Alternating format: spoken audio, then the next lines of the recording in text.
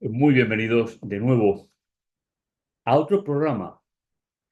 Si bien es cierto que es el número 12 de la serie que nos comprometimos a hacer sobre 13 capítulos sobre el Evangelio de Marcos, el tema de hoy tiene que ver con la culminación de siglos de historia, de mensajes proféticos, de compromiso divino de Dios hacia su pueblo, hacia la humanidad.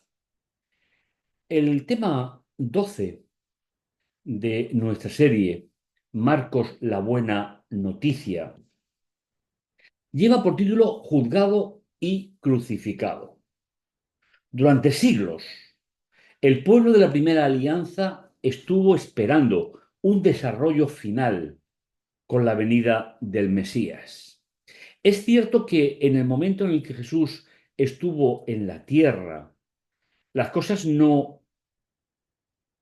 dieron toda la impresión de lo que había sido la expectativa mesiánica en primer lugar y profética después. Pero también es absolutamente incuestionable el valor de los textos del programa de hoy, basados en el capítulo 15 del Evangelio de Marcos. Hay un texto para recordar que es muy conocido y en la hora novena Jesús exclamó a gran voz, Eloí, Eloí, lama sabactani. Y tiene que traducirlo. No hablamos el arameo que hablaba Jesús. Dios mío, Eloí, Eloí, ¿por qué me desamparas? Después veremos alguna traducción un poquito más ajustada de este versículo.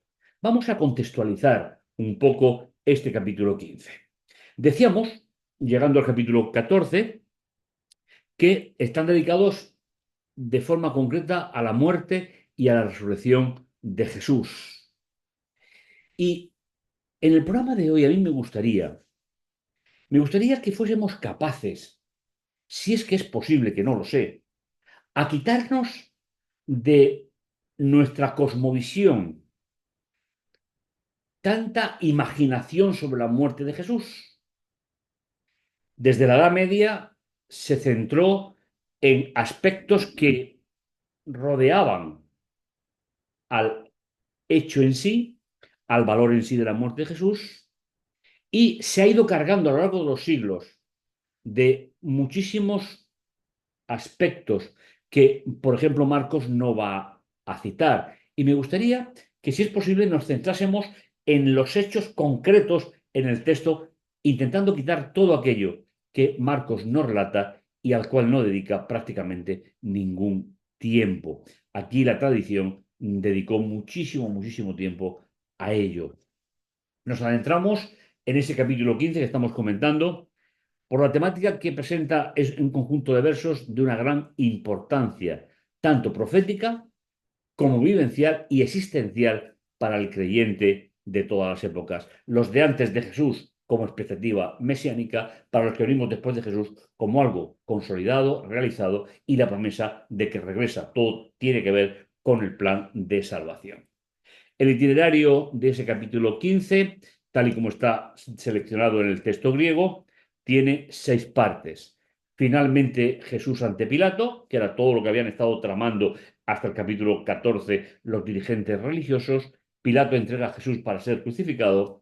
Jesús expuesto al oprobio de la burla, la crucifixión, la muerte súbita de Jesús y Jesús en el sepulcro. Y ahí dejaremos para el siguiente programa, el 13, con el capítulo 16, que será la resurrección y el final de la etapa que se describe en el Evangelio de Marcos.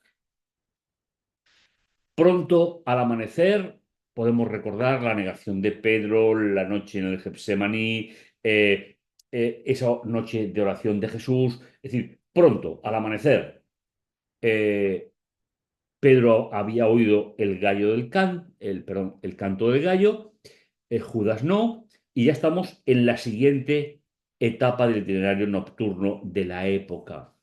Y los sacerdotes, los ancianos, los escribas y todo el Sanedrín, veis que conforme hemos partido del capítulo 14, se van juntando más personajes.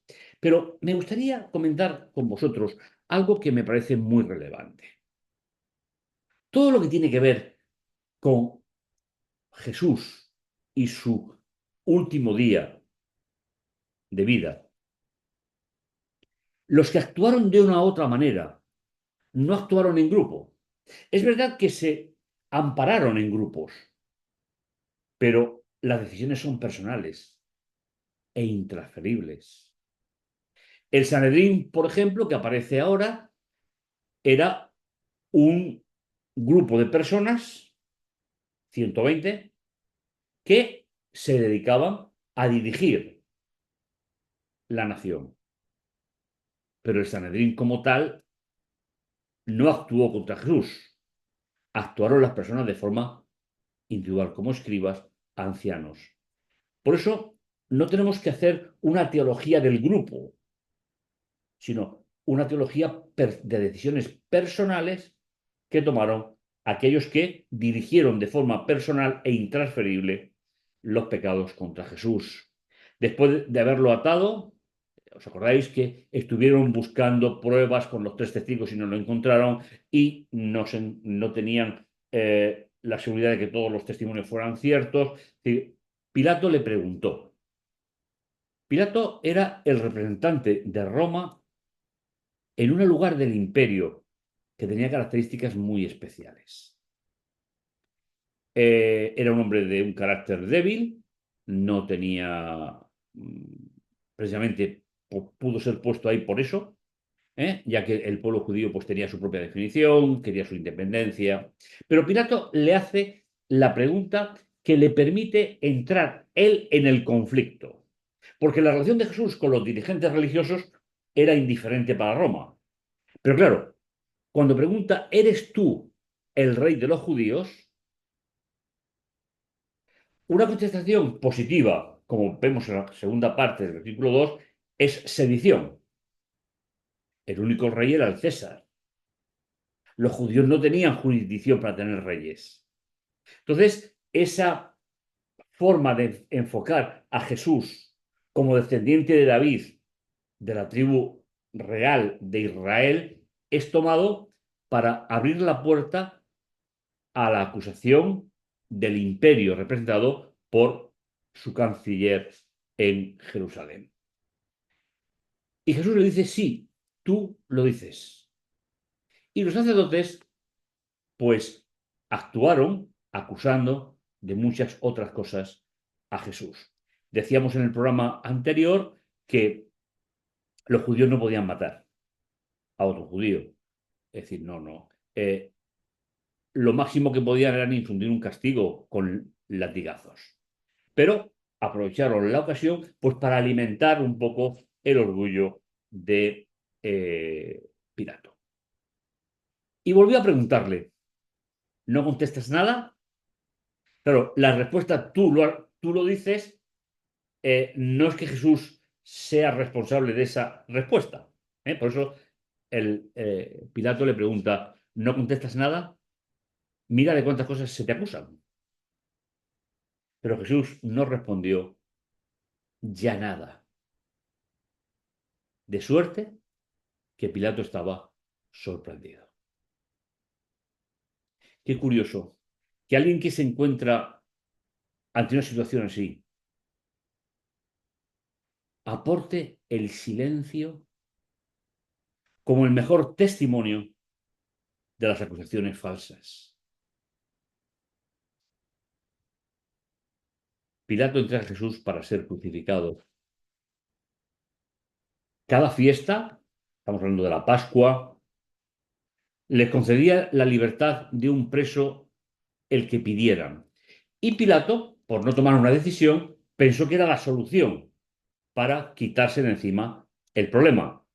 Había uno llamado Barrabás que estaba encarcelado con aquellos sediciosos que en el motín habían cometido asesinato, subió la gente y se puso a pedir lo que les solía conceder. Pilato contestó, ¿queréis que os suelte al rey de los judíos? Versículo 10. Pues se daba cuenta de que los sumos sacerdotes le habían entregado por envidia. Es decir, él se dio cuenta que detrás de eso no había solo una acusación de sedición, por declararse rey, sino que había una serie de problemas internos dentro del judaísmo. Pero los sumos sacerdotes incitaron a la gente a que pidiese más libertad para Barrabás. Aquí ya tenemos la decisión personal de los sacerdotes de guardia en ese turno. Había muchos e incluso algunos vivían fuera de Jerusalén, con lo cual no se puede, como decíamos al principio, no se puede criminalizar a todos. Es algo personal, ¿eh? Los que estaban de guardia en ese momento entendieron y así actuaron. Pilato insistió por tercera vez: yo voy a hacer con el que llamáis, ¿qué voy a hacer con el que llamáis rey de los judíos? La gente volvió a gritar: crucifícale. El contexto de la crucifixión era un castigo que imponían los romanos a una serie de delitos graves, entre ellos la sedición. ¿Eh? Pilato le dijo: pero ¿qué mal ha hecho? Y lo único que respondió o recibió por respuesta fue: crucifícalo. No hubo más respuesta. Pilato entonces, queriendo complacer a la gente, le soltó a Barrabás, y a Jesús, después de azotarle, le entregó para que fuera crucificado. Un hombre débil, un hombre que no se decidió. Sin embargo, hay una tercera escena que es también con personajes particulares que no representan nada más que a ellos. Los soldados lo llevaron dentro del palacio, es decir, al Pretorio, y llamaron a toda la cohorte, es decir, llamaron a todo el Consejo de Gobierno regional. Lo hicieron de púrpura, vestimenta real, y trenzando una corona de espinas se la ceñieron. Los romanos estaban acostumbrados a las coronas de laurel, es decir, heredado de Grecia, que indicaba la inmortalidad. Se empleaba en los ganadores de los Juegos Olímpicos. Pero a Jesús le pusieron una corona de espinas para humillarlo todavía más. Después se pusieron a saludarle: salve, rey de los judíos. ¿Veis que sigue estando el tema de la sedición? Le golpeaban la cabeza con una caña, le escumía, y doblando sus rodillas se postraban ante él. Fijaos qué detalle. De nuevo, insisto en la idea de decisiones personales con consecuencias personales. ¿Eh? No representan nada más que a ellos mismos. El pecado, y eso ya lo sabemos, lo hemos comentado en muchas ocasiones, el pecado solo califica al que lo hace, aunque sea en grupo. Nunca es un pecado grupal, siempre es individual. Cuando se hubieron burlado de él, le quitaron la púrpura, le pusieron sus ropas y lo sacaron fuera de la casa del gobernador para que fuese llevado hasta el lugar de la ejecución. Simón de Cirene, el padre de Alejandro y de Rufo, dos personajes que tenían que ser muy conocidos en la época de Marcos, que volvía del campo y pasaba por allí, fue obligado a cargar con la cruz. Explicar que la cruz se componía de dos partes: una que estaba fija en todos los caminos y el travesaño, que era el que tenía que llevar el propio reo desde la sala de juicio hasta el lugar donde iba a ser. Y era muy pesada, y entonces se le pide a este hombre que le ayude. Condujeron a Jesús al lugar del Gólgota, que quiere decir Calvario, es decir, un lugar fuera de la ciudad. Los judíos no permitían que estuviese dentro de Jerusalén, un lugar de tormento. Le dieron vino con mirra, pero él no lo tomó, lo rechazó, y lo crucificaron. Se repartieron sus vestidos, echando suertes a ver quién se llevaba cada uno. Posiblemente Jesús llevara una túnica de un cierto valor, y no era tan habitual en la época. Y aquí tenemos algunos datos importantes. Nos encontramos en la hora tercia, es decir, las 9 de la mañana, según el cómputo horario que los judíos habían impuesto. o que habían recibido y ellos lo habían puesto al pueblo de parte de Roma. Y lo clavaron en la cruz. ¿Eh? Eh, el texto Receptus, es decir, la Biblia Reina Valera, añade, pero no está en el original, cuando lo crucificaron. Y estaba puesta la inscripción de la causa de su condena, el rey de los judíos. ¿Veis que el delito sobre el que se apoyó el imperio a través de su delegado en la zona fue el que se había nombrado como rey, y no podía haber más rey que el César? Con él crucificaron a dos bandidos, uno a su derecha y otro a su izquierda. El versículo 28 no está en los originales más serios, mejores, por lo tanto, los que pasaban por allí le insultaban, meneando la cabeza diciendo: tú, que destruyes el santuario y lo levantas en 3 días, sálvate a ti mismo bajando de esa cruz. ¿Veis? Hay algo que a mí me resulta que no puede ser tapado por la crueldad de la cruz,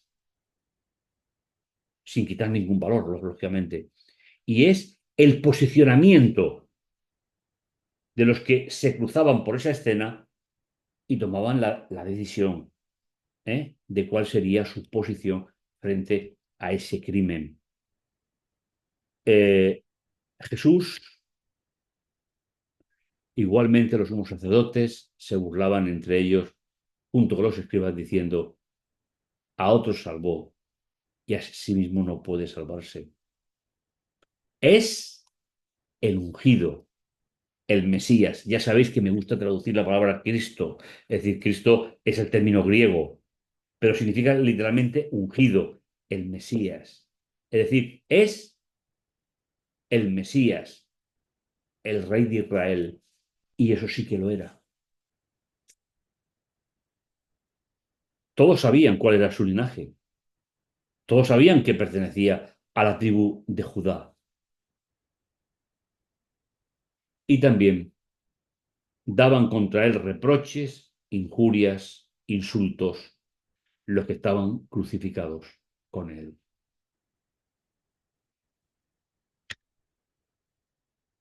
La muerte súbita. Llegó la hora sexta, es decir, 12 del mediodía. La oscuridad cubrió toda la tierra hasta las 3 de la tarde, la hora novena. Y es muy curioso recordar que esa hora era precisamente la hora principal de oración en Israel, sobre todo en Jerusalén. Era una hora de dedicación a la oración. Hay varios relatos en los evangelios que están citando esta hora en concreto por la importancia y trascendencia que tenía en la época. Nos encontramos ante las 3 de la tarde y esa oscuridad que cubrió toda la escena, seguramente con la intención de que no se viese más allá de lo que los sentimientos habían expresado sobre Jesús. A la hora novena gritó con fuerte voz: Eloi, Eloi, lama sabachthani. Al igual que hemos visto en anteriores capítulos, Marcos a veces mantiene el término original, seguramente, y así lo hemos expresado anteriormente, seguramente porque le decía mucho más que escribirlo en un idioma que no era el suyo. Y Jesús dice: ¿por qué porque has renunciado a mí? ¿Por qué has abandonado? Incluso sería el término: porque has desertado de mí. Podéis escoger uno de los tres. Al oír algunos de los presentes, decían: mirad, llama a Elías. Entonces uno fue corriendo a empapar una esponja en vinagre y, sujetándole en una caña, le ofreció a beber, diciendo: dejad, vamos a ver si Elías viene a descorgarlo. Y aquí estamos haciendo referencia a una tradición oral judía. que veneraban muchísimo. Ellos, del personaje de Elías, habían constituido una tradición en la cual decían que podía intervenir en favor desde el cielo de los justos. Estamos hablando de una tradición oral, ¿eh? No bíblica. Este texto podía reflejar la creencia de que Jesús era realmente justo. Elías podría aparecer para rescatar. Con lo cual se junta una tradición con una realidad que la Biblia explica completamente de otra manera. Pero Jesús, lanzando un grito fuerte, expiró. Y aquí me gustaría comentar con vosotros algo que me parece muy relevante. Primero, el poco espacio que le dedica Marcos a la crueldad de la muerte de Jesús. En segundo lugar, y creo que es trascendental para que lo meditemos, la cruz no mató a Jesús. La cruz hirió el cuerpo de Jesús. La razón es muy sencilla. Hay historiadores de la época que hablan que normalmente un reo tardaba entre 10, 11, 12, 15 días en morir. Pero había algo que era necesario que se cumpliera para que la profecía clásica de Israel también tuviese sentido en este momento.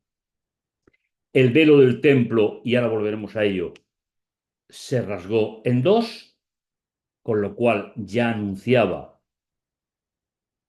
el paso de una alianza a la otra, ya no sería más necesario el uso de ese santuario para los seguidores de Jesús, y el centurión que estaba frente a él, al ver que había expirado de aquella manera, dijo verdaderamente, este hombre era el Hijo de Dios. La cruz no mató a Jesús. A Jesús lo mató el pecado de la humanidad. En un periodo muy corto comparado con las consecuencias de ser crucificado. Por lo tanto, creo sinceramente que la cruz debería de ocupar un lugar totalmente secundario en esta escena.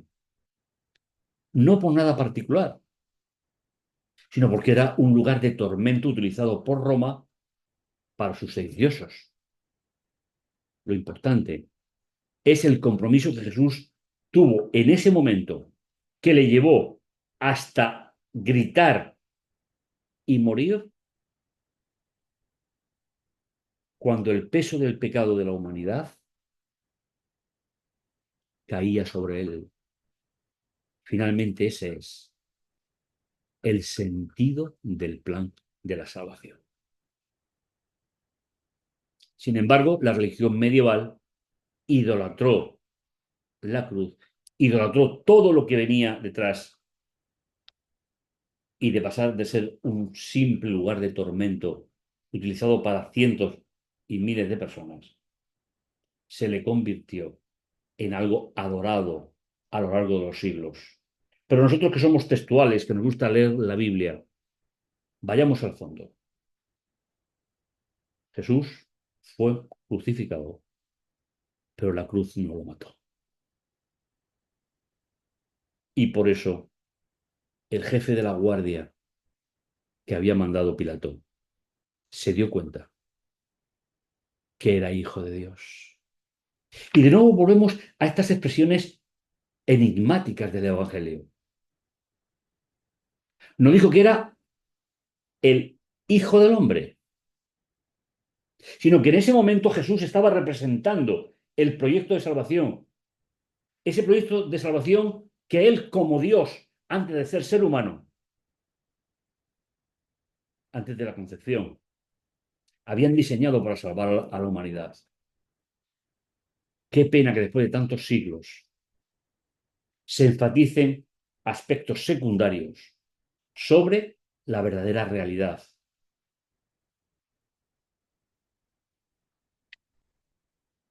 Había unas mujeres mirando.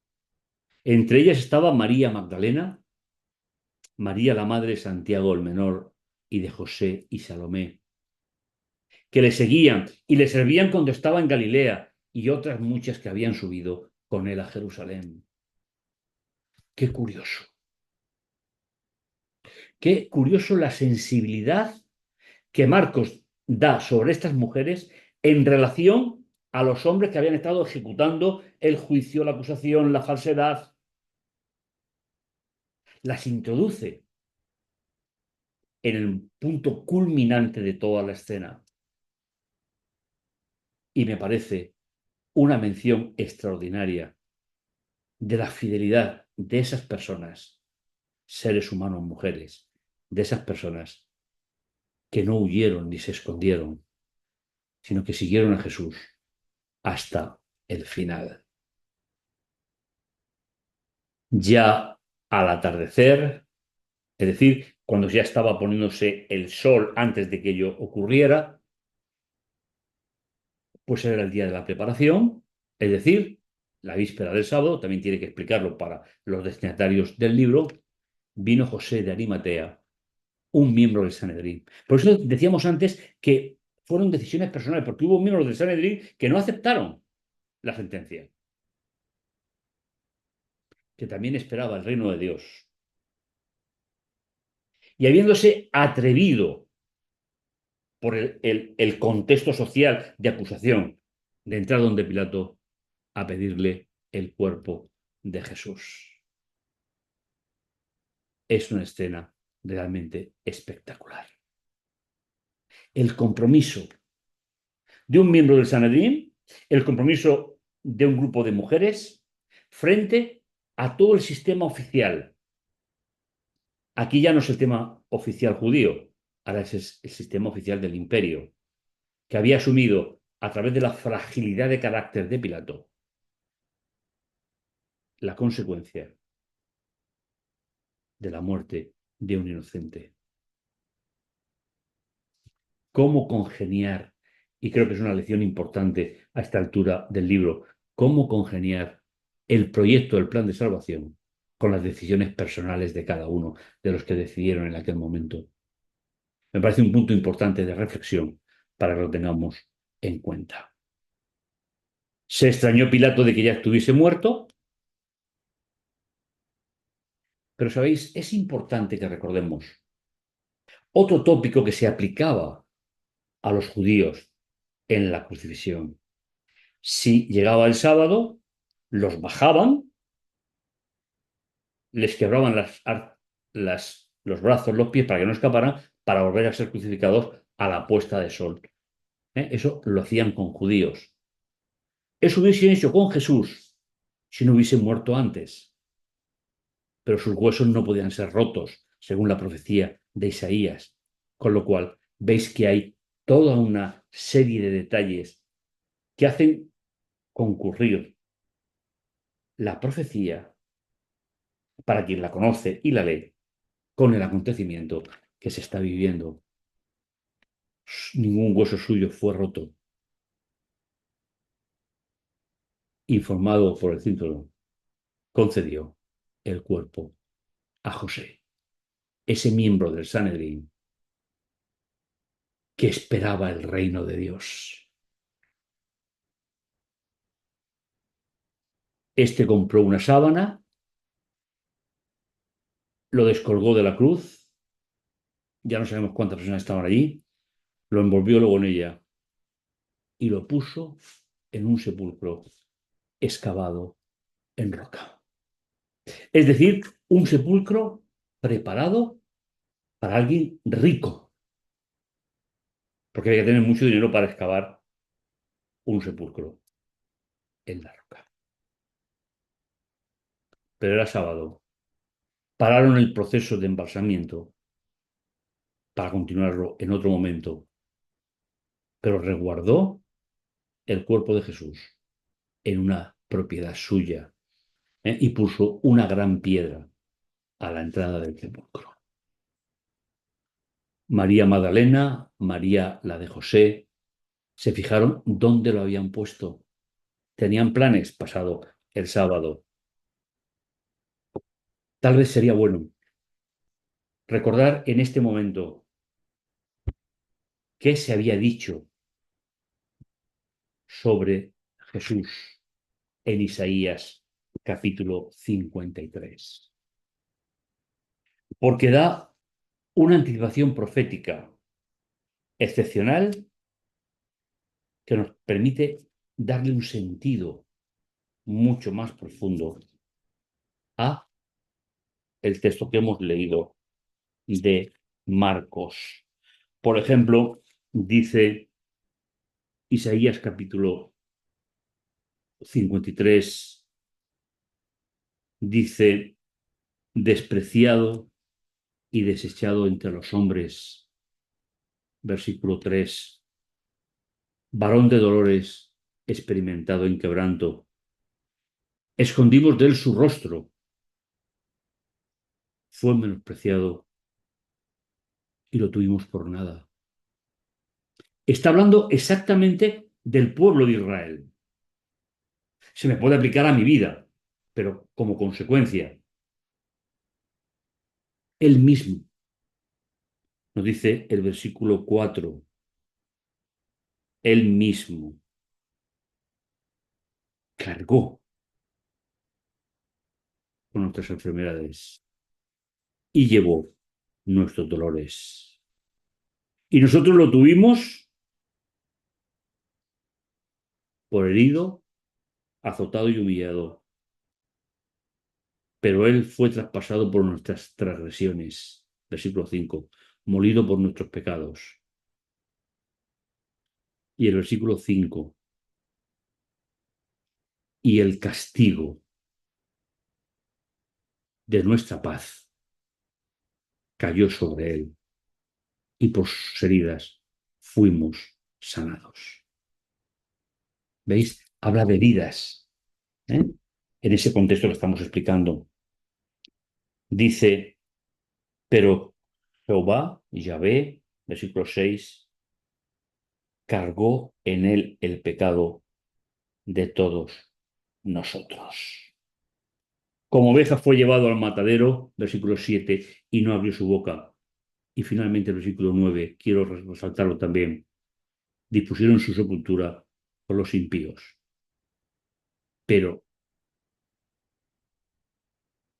dice, pero con el rico fue su tumba. Y aunque nunca hizo maldad, ni hubo engaño en su boca.